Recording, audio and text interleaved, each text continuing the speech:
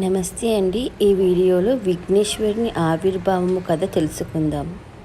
పూర్వము గజాసురుడు అను రాక్షసుడు ఘోర తపస్సు చేసి శివుని మెప్పించి ఎల్లప్పుడూ ఆయన తన ఉదరమునందే ఉండునట్లుగా వరమును పొందెను. అంతా పార్వతీదేవి విష్ణుమూర్తిని ప్రార్థించి గజాసుర సంహారము చేసి తన భర్తను విడిపించమని ఆర్థించగా విష్ణువు నంది భృంగి మొదలగు వారితో గంగిరెద్దుల మేళముగా గజాసురుని వద్దకు వెడలి చిత్రవిచిత్రమైన మేళములతో అతనిని సంతపింపచేసెను. అప్పుడు గజాసురుడు వరము కోరుకోమనగా శ్రీహరి ఇది శివుని వాహనమగు నంది శివుని కొరకు వచ్చినది కావున శివుని ఇవ్వు అని కోరెను. అప్పుడు గజాసురుడు తన మరణము శ్రీహరి చేతిలో నిశ్చయమని గ్రహించి ఉదరమందున్న పరమేశ్వరునితో స్వామి నా మరణానంతరము నా శిరస్సు త్రిలోక పూజ్యము గావించుము అని ప్రార్థించి ప్రాణములు విడిచెను. శివుడు గజాసురుని అనుగ్రహించి అతని శిరస్సుతో కైలాసమునకు విచ్చేయుచుండా పార్వతీదేవి అభ్యంగన స్నానము చేస్తూ నలుగుపిండితో ఒక బాలరూపాన్ని తయారు చేసి ఆ బొమ్మకు ప్రాణప్రతిష్ఠ చేసి ద్వారము వద్ద నిలబెట్టెను. దేవగణ సహితుడై లోనికి రాబోచున్న శివుణ్ణి ఆ బాలుడు అడ్డగించగా తన త్రిశూలముతో శివుడు ఆ బాలుని శిరస్సును ఖండించి లోనికి వెళ్ళెను. పార్వతీదేవి ద్వారా విషయాన్ని గ్రహించిన శివుడు ఆమెను ఓదార్చి తను ఖండించి తెచ్చిన గజాననుని శిరస్సును బాలునికి అతికించి ప్రాణప్రతిష్ఠ చేసెను. అతనే గజాననుడు. తను చేసిన విపరీత చర్యకు ప్రతిగా శివుడు గజానునికి గజనాయకత్వమును ప్రసాదించి సర్వదేవతలకు మానవ కోటికి విఘ్ననాయకునిగా ప్రతిష్ఠింపచేసెను.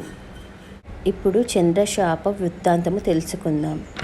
ఒకనాడు కైలాసములో వినాయకుడు భోజనము చేసి భుక్తాయాసముచే పొర్లుచుండగా అది చూచి చంద్రుడు పక్కున నవ్వెను. దానికి వినాయకుడు కోపించి ఓరి నిన్ను చవితి దినంబున ఎవరైనా చూచినచో నీలాపడి నిందల పాలగురు అని శపించెను.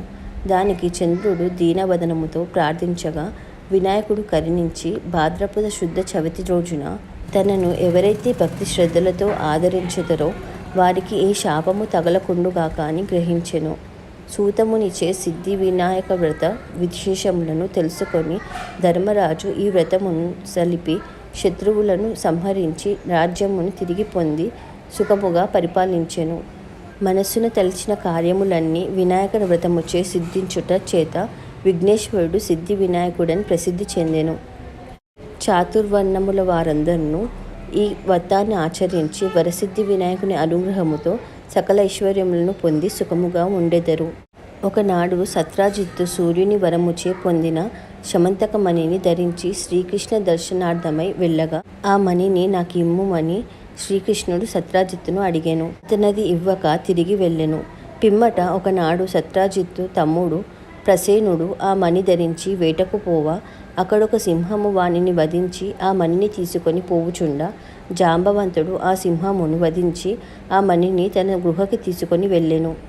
ఈ వార్త లోకులకు తెలియక వారు శ్రీకృష్ణుడే ప్రసేనుని వధించి మణిని సంహరించెనని చెప్పుకొనుచుండా శ్రీకృష్ణుడు ఇట్టి అపవాదు ఎందులకు వచ్చినదని విచారించగా తాను వినాయకునిచే శపించబడిన చవితి నాటి చంద్రబింబమును క్షీరఘటమున చూచుట వలన సంభవించిందని తెలుసుకొని పురజనులందరితో వినాయక వ్రతమునరించి జాంబవంతుని వద్దకు వెళ్ళి అతనితో పోరాడి శమంతకమణితో పాటు అతని కూతురు జాంబవతిని వివాహమాడి సత్రాజిత్తు వద్దకు వెళ్ళి మణిని తిరిగి ఇయ్యనెంచగా సత్రాజిత్తు శమంతకమణిని శ్రీకృష్ణుడికే ఇచ్చి దానితో పాటు తన కూతురగు సత్యభామను కూడా ఇచ్చి వివాహం చేసెను.